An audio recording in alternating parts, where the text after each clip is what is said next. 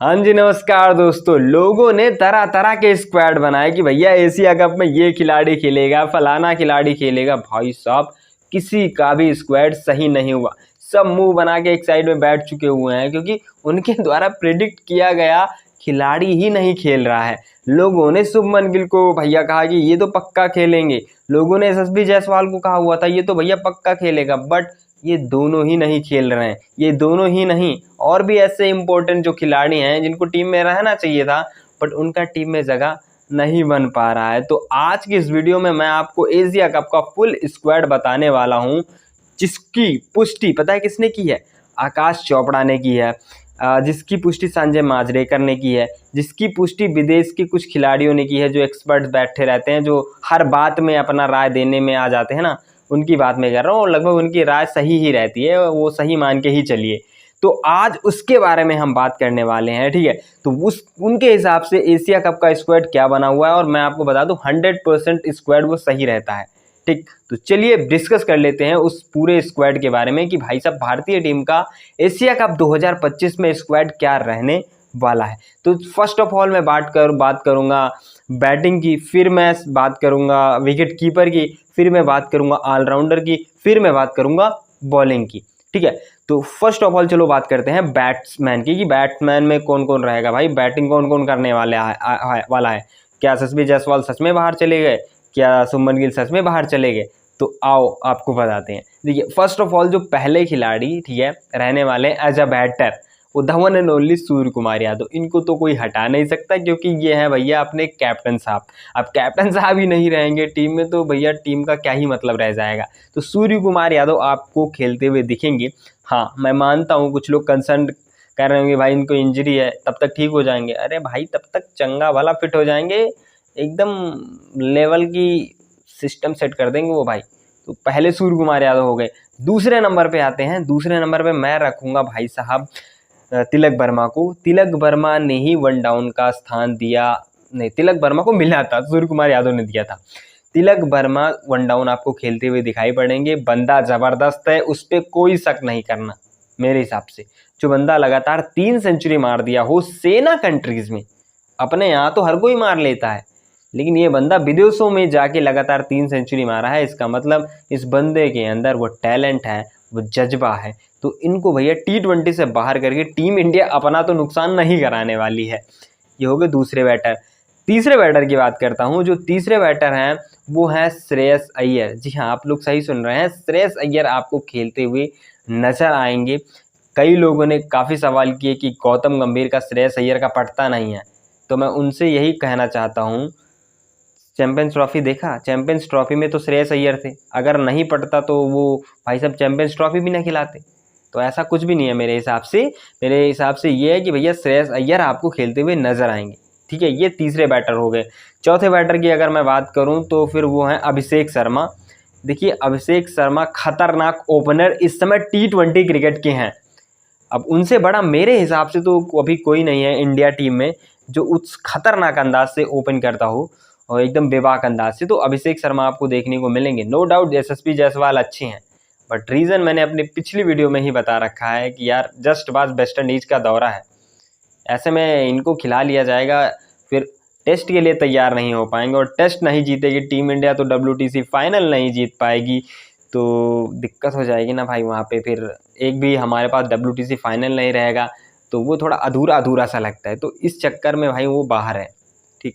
तो 4 बैटर हो गए। अगर मैं किसी को ज़बरदस्ती शामिल करना चाहूँ और आपकी दिल की खुशी के लिए अगर मैं कहूँ कि चलो हाँ मैं शुभमन गिल को रख रहा हूँ, तो आप लोग रख लो 5वें ग्रुप में, बट मुझे तो नहीं लगता, शुरुआत से ही नहीं लग रहा है, तो अभी क्या ही लगेगा। तो शुभमन गिल मेरे हिसाब से नहीं रहने वाले, बट आप अपनी तसल्ली के लिए रख लो। ये हो गया बैटिंग सेक्शन। अब आते हैं ऑलराउंड, नहीं पहले विकेट कीपर की बात कर लेते हैं। विकेट कीपर 3 आपको शायद देखने को मिल सकते हैं, इसमें से 2 तो रहेंगे ही रहेंगे। पहले संजू सैमसन, देखिए जो अभिषेक शर्मा के साथ ओपन करेंगे, इनको कोई नहीं छेड़ने वाला। और मैं कहता हूँ भाई छेड़ो भी मत इनको, कोई बंदा शानदार है। और वैसे भी गौतम गंभीर ने कह भी रखा है इनके लिए कि भाई अगर 21 बार भी डक पे आउट हो जाता है तो इस बंदे को मैं फिर भी खिलाऊंगा। तो शानदार बंदा तो है ही है ये बंदा। तो इस वजह से भाई संजू सैमसन का कहीं जाना बनता भी नहीं और ये जाएंगे भी नहीं। ये एशिया कप खेलते हुए नजर आएंगे। तो पहले हो गए आपके ये विकेट कीपर, दूसरे विकेट कीपर आपके जितेश शर्मा, भरपूर टैलेंट है जितेश शर्मा के अंदर।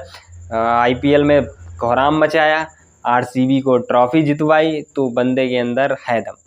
ये हो गए। अगर मान लो जितेश शर्मा नहीं खेलते हैं, किसी कारणवश गौतम गंभीर का दिमाग उल्टा चल जाता है, तो वो ध्रुव जुरैल को खिला लेंगे। बस इतना चेंज हो सकता है कि जितेश शर्मा की जगह आपको ध्रुव जुरैल देखने को मिल जाए।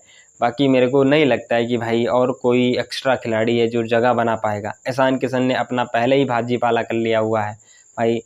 वो मामला हुआ था जिसकी वजह से सेंट्रल कॉन्ट्रैक्ट छीन लिया गया, तो वो वाला सीन की वजह से मुझे लगता है कि ईशान किशन को फिर तो मौका मिलेगा नहीं।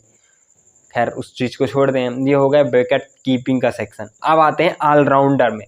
कौन कौन से वो ऑलराउंडर है जो खेलते हुए आपको दिखाई पड़ेंगे। देखिए पहले तो हार्दिक पांड्या कहीं नहीं जा रहे हैं। हार्दिक पांड्या जैसा ऑलराउंडर भाई साहब किसी टीमों को मतलब ये होता है कि भाई ये ऑलराउंडर मेरे पास आ जाए, और इंडिया टीम ब्लेस्ड है कि हार्दिक पांड्या जैसा ऑलराउंडर टीम इंडिया के पास है। तो ये पहले ऑलराउंडर ये हो गए। दूसरे ऑलराउंडर शिवम दुबे, ठीक है। शिवम दुबे आपको देखने को मिलेंगे। कुछ लोग कह रहे थे नहीं नीतीश कुमार रेड्डी बेटर है, बट यार क्या करोगे, नीतीश कुमार रेड्डी इंजर्ड है, तो उनकी जगह किसी न किसी को तो रखना है, वो है शिवम दुबे। शिवम दुबे वैसे अच्छे हैं मेरे हिसाब से, बैटिंग खतरनाक करते हैं, बट बॉलिंग में थोड़ा सा दिक्कत है। अगर वो ठीक हो जाए तो एकदम मस्त हो जाएगा। तो हो गए, ठीक है। तीसरे ऑलराउंडर की बात करते हैं तो वो होंगे अक्षर पटेल, वाइस कैप्टन है बहरहाल अभी, ठीक है। तो वाइस कैप्टन तो यार देखो खेलना तो बनता है उस बंदे का। अगर चलो प्लेइंग 11 बना खिलाओ, स्क्वाड में तो रखो ही रखो, लेकिन प्लेइंग 11 में जगह बनेगी, क्योंकि आपके पास कोई और खतरनाक ऑलराउंडर स्पिनर है नहीं। वाशिंगटन सुंदर हैं, बट शायद वो आपको स्क्वाड में दिखें, बट शायद ही आपको वो प्लेइंग 11 में दिखाई पड़ेंगे, क्योंकि अक्षर पटेल उनसे ज़्यादा बॉलिंग कैपेबिलिटी और बैटिंग कैपेबिलिटी दोनों लेके आते हैं, तो अक्षर पटेल देखने को मिलेंगे। चौथे ऑलराउंडर में वाशिंगटन सुंदर को मैंने आपको बता ही दिया, वो रखेंगे, उनको रखा जाएगा स्क्वाड में, बट प्लेइंग 11 में खिलाया जाएगा, ये थोड़ा सा कंसर्न है इस चीज़ में।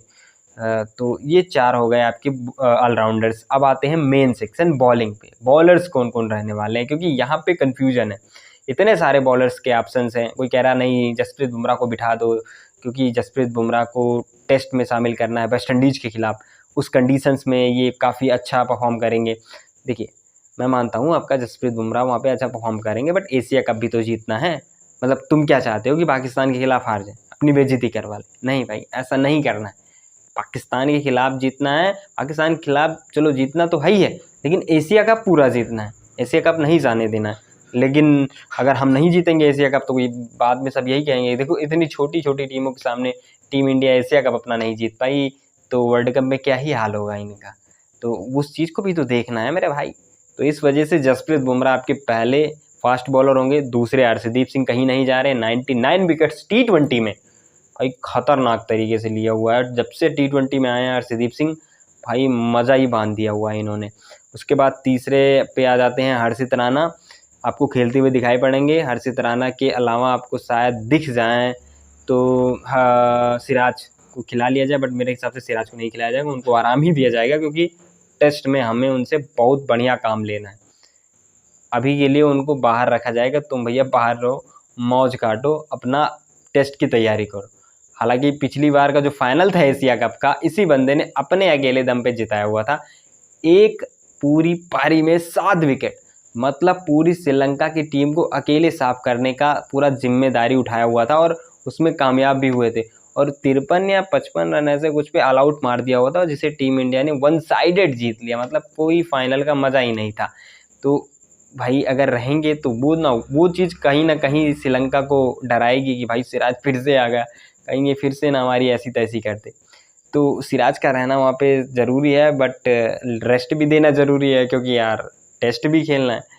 तो मेरे हिसाब से हर्षित राणा पे ज़्यादा फोकस करेगी टीम इंडिया। उसके बाद बॉलिंग में स्पिनर वाले डिपार्टमेंट में आ जाते हैं, तो कुलदीप यादव आपको देखने को मिल जाएंगे, वरुण चक्रवर्ती, दोनों ही खतरनाक है। देखिए दोनों में से कोई एक ही खेलते हुए आपको नजर आएगा, चाहे वरुण चक्रवर्ती खेलते हुए नजर आए, चाहे आपको कुलदीप यादव खेलते हुए नजर आए। बट मेरा जो दिल कहता है ना भाई, वरुण चक्रवर्ती खेलते हुए नजर आएंगे। क्यों? क्योंकि जो वहाँ की कंडीशंस है ना यूएई की, वो वरुण चक्रवर्ती को ज़्यादा सूट करेगी।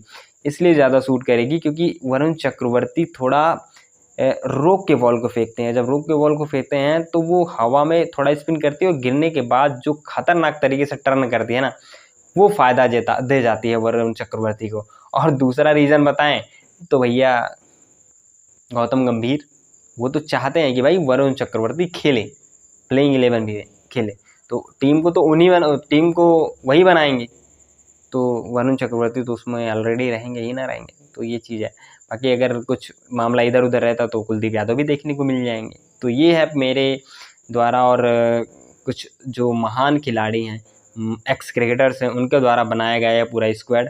आज स्क्वाड आ जाएगा तो उसका वीडियो एक अलग तरीके से बनेगा, क्योंकि उसे फ्रेश रखना है एकदम ना, क्योंकि वो एकदम रियल कंटेंट रहेगा। रियल कंटेंट ये भी है बट वो वेरीफाइड है किसके द्वारा, बीसीसीआई के द्वारा, क्योंकि बीसीसीआई ने अब कंफर्म कर दिया कि भाई ये खेलेंगी, ये स्क्वाड है। ये तो स्क्वाड जो मैंने बनाया अपने हिसाब से, कुछ जो एक्स क्रिकेटर हैं उनके द्वारा बनाया गया, वो मैं आपको बताया हूँ। तो ये था मेरा ओपिनियन, ये था कुछ एक्स क्रिकेटर्स का ओपिनियन जो कि मैंने आप लोग को बताया इस स्क्वाड में। हालांकि और आप कैसा स्क्वाड चाहते हैं वो मुझे कमेंट सेक्शन में ज़रूर बताइए। आप क्या चेंज करना चाहते हैं जो मैंने आपको बताया वो भी बताइए, मैं चेंज करूँगा। मैं ही क्या चेंज करूँ, मतलब वो तो भाई बीसीसीआई चेंज करके देगी, वो मैं आपको आगे बता दूँगा। आगे आप अपने हिसाब से कमेंट करना मत भूलिएगा। Thank you so much for watching, take care.